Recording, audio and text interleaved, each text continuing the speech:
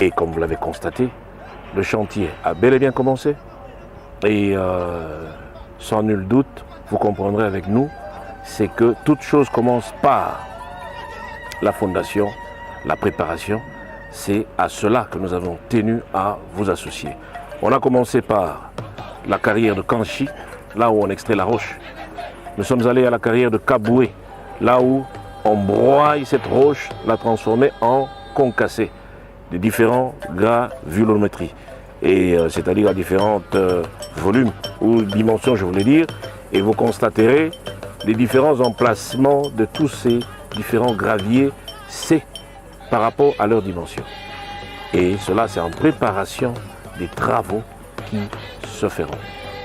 Et ensuite, on est allé à Kanchi, à la rivière Kanchi, où nous avons une carrière. C'est là que nous emmenons la terre, de là jusqu'au nouveau tarmac. Vous avez remarqué qu'on a déjà commencé les travaux et on a déjà atteint une hauteur d'1,5 m à peu près, et en train de pourchasser la hauteur de 8 mètres, ce qui n'est pas aisé, mais au mieux vous avez constaté avec nous. À l'issue de ça, on vous a présenté les installations, si pas les installations, mais la plateforme où va s'asseoir la nouvelle tour de contrôle, la nouvelle caserne anti-incendie et la centrale électrique. D'où, de là, nous sommes ici à la centrale d'Enrobé. Cette centrale en soi broyera, ou si pas broyera, mélangera bitume et concassé à une très forte chaleur, de façon à ce que nous ayons une production qui permette à ce qu'on puisse attaquer la piste. Parce que les gens se posaient sûrement la question, mais pourquoi ils n'ont pas encore commencé sur la piste? On doit attendre que cette machine prenne fin. Et là, nous sommes à 80%. Au-dessus de tout, il y aura une grande cheminée d'environ 18 mètres à 19 mètres. Ce qui veut dire que ce sera en altitude complètement, ce sera visible de tous. Et quand ça va démarrer, vous verrez la fumée. Et en ce moment-là, on pourra s'attaquer sur la piste. Donc, à ce stade, CGA ici, que vous voyez autour de nous, se charge du lot 1 qui est tarmac et chaussée. Chaussée, c'est-à-dire chaussée aéronautique, qui est l'appellation de la piste d'atterrissage et décollage. Et lot 2 se chargera de la construction de la tour de contrôle centrale électrique et de la caserne anti-incendie. Mais il n'y a pas que ça. Au-delà, c'est que quand vous voyez cette clôture-là, au-delà, nous placerons ce qu'on appelle un champ solaire qui sera constitué d'environ 842 panneaux solaires qui généreront une, n'est-ce pas, énergie autonome pour l'aéroport.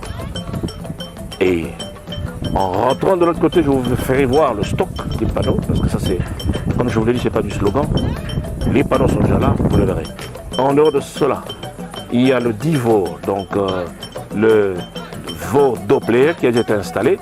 Je crois qu'en venant, vous avez vu quelque chose qui ressemblait à une pyramide très beau là, c'est ce qu'on appelle le DIVOR qui a déjà été installé. Et quand on va le finaliser à 100%, parce que là il est finalisé à 95%, il ne reste plus que l'installation de la mise à terre qu'on appelle les parafoudres qui seront faits. En dehors de ça, on placera les instruments d'atterrissage automatique et d'alignement sur la piste jusqu'à amener l'avion au sol. Les équipements sont déjà là. Quand on rentrera de l'autre côté, on va vous montrer tous les différents conteneurs qui contiennent ces différents matériels. En dehors de ça, il y a les équipements électroniques de la tour de contrôle qui sont déjà là. On va vous montrer les conteneurs. Donc, et il y a encore d'autres équipements qui sont en train d'arriver. C'est pour vous dire que la modernisation est déjà en marche.